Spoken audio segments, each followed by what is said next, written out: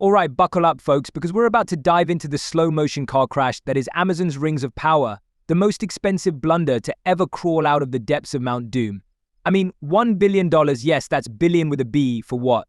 A show that seems like someone read the Cliff's Notes version of Tolkien's works and thought, yeah, I can do better. Spoiler alert, they can't. And before you roll your eyes and accuse me of being a toxic fan, oh yeah, I see you Disney apologists out there. Let me make one thing clear, this is about quality, not about some imaginary army of basement dwellers out to torpedo anyone's precious creative vision.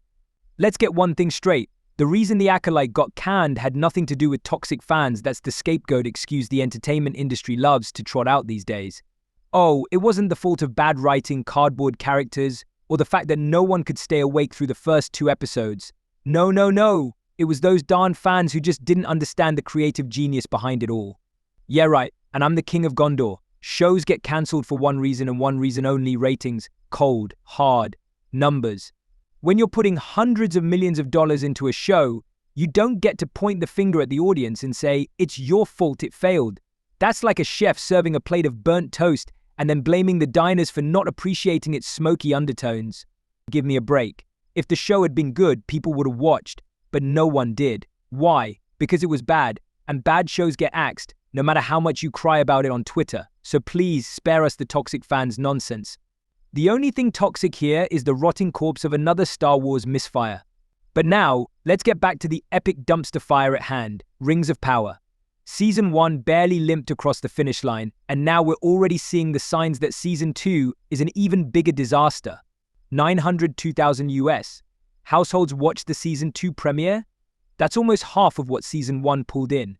Let me put that into perspective. That's like if half the audience left a movie halfway through the opening credits because they knew what was coming, and what was coming was 2 hours of empty spectacle wrapped in a shiny CGI-coated package with nothing inside. Amazon seems to think that the problem is they cut back on marketing for Season 2. Maybe we should have slapped more Rings of Power stickers on our delivery boxes, as if that's going to fix anything. I've got news for you, Amazon. You can put all the marketing money in the world into this thing, but if it's a pile of orc dung, no one's going to watch.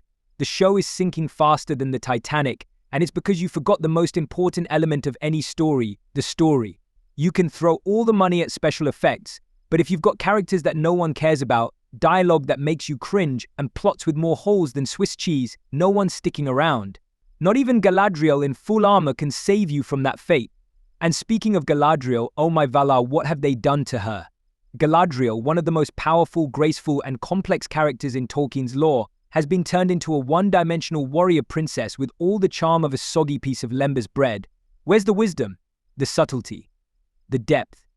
They've stripped her down to some generic fantasy action figure, devoid of any of the ethereal grace that made her a fan favorite in the books and the movies.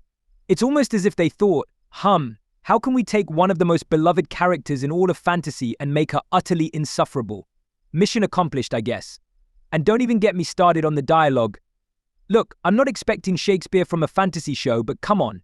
Half the lines feel like they were lifted straight out of a Dungeons & Dragons campaign written by a middle schooler who just discovered the word destiny.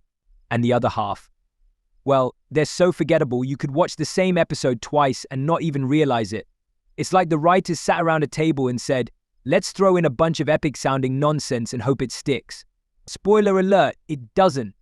But you know what really grinds my gears? The fact that the critics won't stop singing its praises. Oh, Rotten Tomatoes critics love this show. It's breathtaking, visually stunning and epic for a new generation. Yeah, okay, but here's the problem: audiences aren't buying it. Viewership is tanking, and for good reason. The gap between what critics are saying and what actual viewers think is wider than the Misty Mountains. It's like they're all living in a different reality where expensive visuals automatically equate to quality storytelling. Guess what? They don't.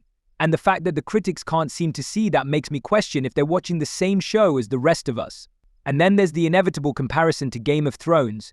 Look, I get it, everyone wants to be the next Game of Thrones. But the reason that show worked, well, until that last season, but we don't talk about that, was because it built up character arcs, conflicts, and relationships over time. You cared about the fates of these flawed, complicated people. You were invested. Meanwhile, Rings of Power feels like it's just ticking off a checklist. Epic battle? Check. Pretty visuals? Check. Emotionally resonant characters? Yeah, we'll get back to you on that one. And can we just talk about the viewership numbers? Game of Thrones climbed in viewership season after season after season, reaching a jaw-dropping 46 million viewers by the final season. 46 million, compare that to Rings of Power, which is struggling to get even a fraction of that. Amazon wanted their own blockbuster fantasy series, but all they've ended up with is a very expensive lesson in hubris. They wanted the crown, but forgot that the crown doesn't come from throwing money at the screen. It comes from understanding what makes a story resonate with people. And clearly they missed the memo. So here we are. Amazon, with all its resources, is stuck with a show that no one is watching, characters no one cares about, and lore so butchered it might as well be Middle-earth, fan fiction edition. They promised us 5 seasons. 5. At this rate, I'm surprised we're even getting to a season 3.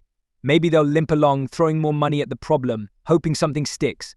But unless they bring in showrunners and writers who actually understand Tolkien's world, and know understanding, doesn't mean putting my own modern spin on it. This thing is dead in the water. At this point, if Amazon is smart, they'll cut their losses. Cancel the show after season 2, hire some competent people who respect the source material, and start over. Because what we've got now is nothing more than an expensive vanity project that's so devoid of heart, soul, and genuine love for Tolkien's works that it's almost painful to watch. The Rings of Power. More like the Rings of Powerless, am I right?